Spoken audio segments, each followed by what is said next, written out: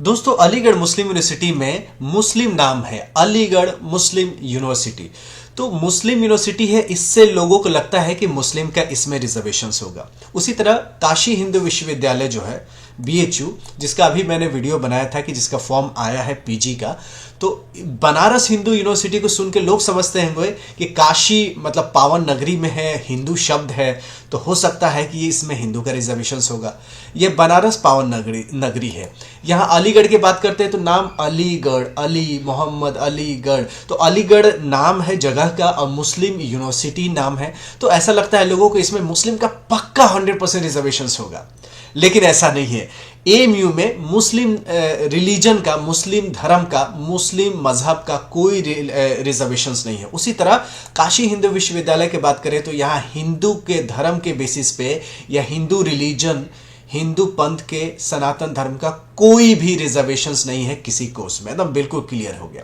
अभी हाल फिलहाल में एएमयू का मैंने वीडियो बनाया है कि एएमयू का एडमिशन 2025 में होगा, कौन कौन से कोर्सेज में सीयूटी के द्वारा एडमिशन होगा, इसको जरूर देख लीजिएगा हमारे चैनल पे।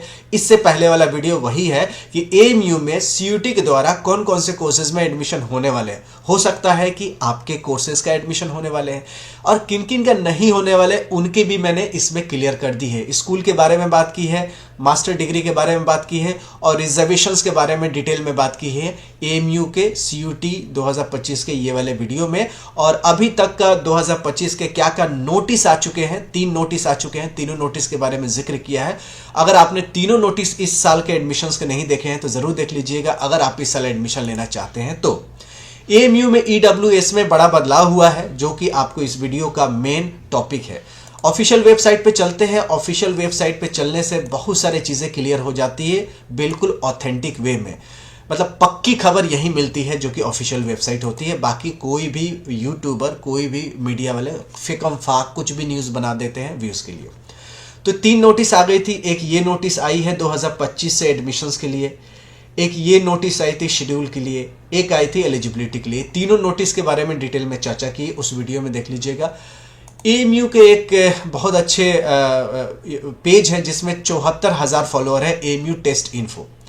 मुझे भी कुछ रेफरेंस लेना होता है तो मैं इनसे पूछता हूं और ये जानकारी देते हैं। इन्होंने अभी ये हाल फिलहाल में पोस्ट की थी जो कि हमारे भी सब्सक्राइबर के लिए बहुत अहम, इंपॉर्टेंट, ज़रूरी थी। AMU has removed EWS. EWS क्या था कि जनरल कैटेगरी में ही जो 10% लोग हैं, इकोनॉमिकली वीकर सेक्शन, जिनका 8 लाख से कम इनकम है साल का, उनके लिए अलग से रिजर्वेशन सेंट्रल गवर्नमेंट ने दी थी। क्योंकि लोग बहुत सारे कहते थे कि इनका रिजर्वेशन है, उनका रिजर्वेशन, इनका रिजर्वेशन है, तो जनरल कैटेगरी वाले हमेशा कोसते रहते हैं कि जिनका रिजर्वेशंस है वो लोग बेचारे कम नंबर पे ही एडमिशन पा जाते हैं। तो उनका सरकार का कहना ये था कि लोगों का कहना था कि रिजर्वेशन हटा दीजिए, तो सरकार ने कहा कि हटाएंगे नहीं, जो आप कहने लीजिए आपको भी दे देते हैं। तो जो जनरल कैटेगरीज में आते हैं और जिनके इनकम 8 लाख से कम है वो ईडब्ल्यूएस कैटेगरी में आते हैं। सालाना जो आपके फादर की इनकम है या फैमिली इनकम है 8 लाख से कम आता है तो आप ईडब्ल्यूएस में आते हैं। तो एएमयू का जैसे फॉर्म निकला था उसमें ईडब्ल्यूएस का भी एक ऑप्शन आ गया था।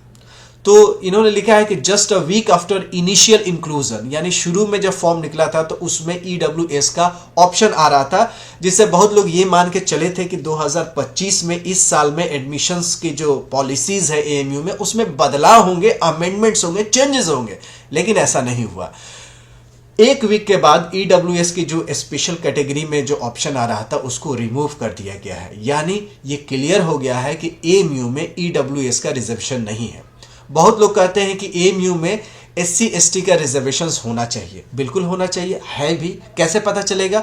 मैंने जो वीडियो बनाया है इसमें, ये वाले में देखिए, ये वाला सीयूटी वाला, इसमें जाके देखिएगा। जिनको लगता है कि एससी एसटी का कोई वेटेज एएमयू में नहीं मिलता है तो इस वीडियो को जाके देख लीजिएगा। इसमें आपको पता चल जाएगा कि एएमयू के प्रोस्पेक्टस में एससी एसटी सर्च करके देखिएगा तो आपको पता चल जाएगा कि एससी एसटी का रिजर्वेशन है या नहीं है। स्पेशल कैटेगरी में एएमयू साफ साफ मेंशन करता है कि आप किस कैटेगरीज में आते हैं, एसटी में आते हैं, ओबीसी में आते हैं, डिस्टेंट में आते हैं, शेड्यूल ट्राइब में आते हैं, पूरा क्लियरली एएमयू में मेंशन है।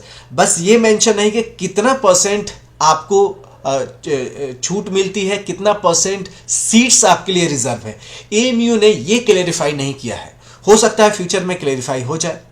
तो मैं एएमयू के बारे में, ईडब्ल्यूएस के बारे में यही बताना चाहता हूं कि ईडब्ल्यूएस का कोई आज के डेट में रिजर्वेशन नहीं है। शुरू में फॉर्म भरते समय ऑप्शन आया था, एक सप्ताह के बाद इसको फिर से हटा लिया गया था। कुछ लोग जनरल वाले चाहते हैं कि ईडब्ल्यूएस का रिजर्वेशंस आने चाहिए। हो सकता है कि एएमयू के एकेडमिक काउंसिल में या एग्जीक्यूटिव काउंसिल में मीटिंग हो। एग्जीक्यूटिव काउंसिल होता है, मूट कोर्ट होते हैं, या यूजीसी के कोई ऐसा नोटिफिकेशन आए कि एएमयू में भी ईडब्ल्यूएस कोटा लागू हो, तो हो सकता है कि एएमयू इसको कंसीडर कर सकती है।